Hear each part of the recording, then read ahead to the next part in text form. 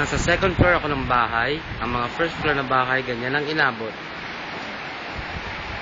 Kita niyo yung van. Kita niyo yan, bumalagbag na sa poste.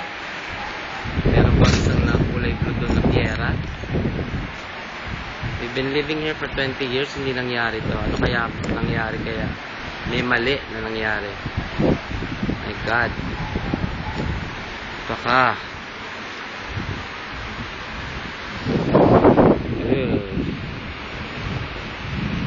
Nabasa na ako.